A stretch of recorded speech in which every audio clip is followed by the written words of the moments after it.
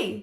I actually remembered to hit record this time. Welcome back to my channel, baddies. I'm back with another video. I cannot tell you how hard I have been working to try to stay consistent with YouTube with everything else I have going on, so thank you. Thank you to those of you who show up every single week to support me and engage with my video. It means the world to me. Today we're gonna do something that's very fun, very simple, very fast, very demure, very mindful. It is called the Gooey method. I don't know who the original creator is. I've seen it floating around the internet, but I don't know who to credit with coming up with this technique, so sorry about that. But let me make the camera focus on the cup so that I can show it to you. All right, so basically the colors stay like this. They do not ever mix. So it's very, very cool. And you can do as many colors as you want. This is the cup we're doing today in our YouTube video. So we're just keeping it simple. I did do another one. Let me get my camera to focus on it. These are so fun. You can do so many color combinations. Yeah, so that's what we're doing today, the Gooey method. Thanks for coming back, baddies. You are treasured, just so you know.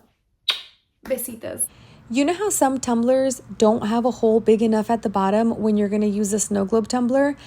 I was in a pickle the other day, and instead of ordering from the Stainless Steel Depot, I ordered from Amazon. Look how big this hole is. Look at it next to my fingernail and look at how much space is in between the walls. Oh my gosh, when I tell you that I did not have a single issue getting these bloody knife polymer clay shapes in there, it was so fast and it was not as hard to take out the air bubble as it normally is in other tumblers. So I will link these for you in the description, and trust me, best ones I've tried so far. It's kind of my obsession this week, the snow globe tumblers, and I wanted to try this Gooey method, and so I've been making a couple of other ones. You're going to need slime activator from Amazon. Just type it in, slime activator, and it should pop right up. One bottle should be more than enough. You're going to need decals of your choice, and you're going to need paint, and you already know my favorite brand is Folk Art because it's folking amazing. So I took 2 Dixie cups and I filled them with my not my prime activator, with my slime activator, and then I just added acrylic paint. I wanted to do 2 colors, but if you guys wanted to do like 10 colors, you could. If you wanted to do 3 colors, you could. If you wanted to do 4, I mean, the possibilities are endless for this. I only wanted to do 2 colors though, because I already knew that I wanted to use some of the decals that I'm dropping today because they're so pretty. It's freaking bats, man. So I was like, okay, I'm going to do green and purple. Now, I will say the consistency of this is very slimy. That's probably why it's called slime activator. But it's pretty slimy. So you want to take your popsicle stick and really get in there and stir it as good as you can. I did have to stir each for about 2 minutes to completely get it nice and mixed. And then I bought these syringes on Amazon, and I bought this little case of different size tips. And I'm going to use the one with the thickest hole, and this is how I'm going to start getting my colorful slime activator. And all you have to do is go back and forth, and add whatever colors you want to do. You can do a swirl, you can do it at an angle, you can do half and half and try to do your own little ombre, but I just kind of wanted it to be like a little groovy mix. See, you could even do stripes. You'd have to be pretty fast though, because the slime activator does start moving around in there. But I just wanted like a swirl, kind of how like the one I showed you. So I was just going in random patterns. If I saw that too much purple was starting to build up on one side, I would go in there and add a little bit of green, and vice versa. This is one of the easiest and fastest cups for me to make. I'm telling you, you're going to be obsessed with this method for a while. Now, I'm going to use this syringe with a curved tip to help me get that air bubble out. Now, I did get that at Two Moms Craft Shack. And so at the end, to get the air bubble out, what you want to do is you want to flood the top of the tumbler with some of your slime activator, and then you want to sneak your curved needle in there and get to the air bubble and suck it out, and all of the liquid that you put at the top is going to float in and take the place of the bubble. Once you've done that, you want to wipe the bottom, put your plug in, and then what you can do is you can take a little bit of glitter and UV resin and mix it, and then cover that hole and that little rubber lid at the bottom to completely seal it. And then we're going to add our UV DTFs. Ever since I started using and selling UV DTFs, it's all I use. I truly can't remember the last time I fired up my Cricut. I mean, don't get me wrong.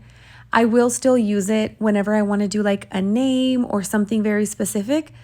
But I feel like I'm spoiled now by the convenience of UV DTFs. I can't even remember the last time I tried water slide paper or sticker paper. I just always go straight to my UV DTFs. Now on the back side, I did a UV DTF that is a quote that says, "It's frickin' bats." And then one of my decal sheets that, by the way, all of these decals are dropping today on my website, Baddies. And I just took a whole bunch of random leopard spot bats and I just kind of put them sporadically all over the tumbler. And I'm pretty happy with how this looks. I don't want to make it more busy than it is, but this was such a simple technique, and look how beautiful the cup is. Now, I do want to decorate the lid because I feel like it's going to just finish off the look. So I took some of my green acrylic paint, Folk Art, it's my favorite, and then I just painted the bamboo lid. You don't have to sand it or anything like that. These lids didn't have any polish on them, so I went over it with the acrylic paint. And on the very top, what I'm going to do is I'm going to do a little bit of UV resin with some glitter. One of the perfect glitters that I think is going to work for this is called Fright Night, and it's a very bright green. And then I'm just using a basic UV resin from Amazon. If I had to make a recommendation to you, I would probably recommend Resin Rockers. They have the best UV resin ever. I love their UV resin. I need to order some from them.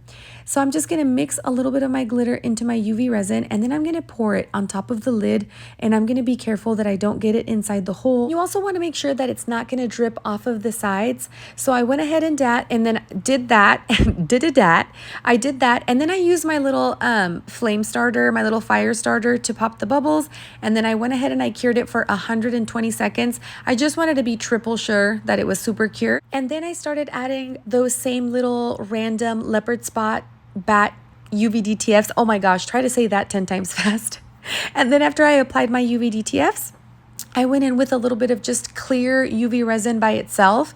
Now, when the UV resin is clear like this and it doesn't have any glitter mixed in, it does run a little bit faster. So I had to work as fast as I possibly could before it started dripping off the sides. But look how satisfying, because with this little time lapse, you can start to see all of the dimples smoothing out of the UV resin, and it's really satisfying.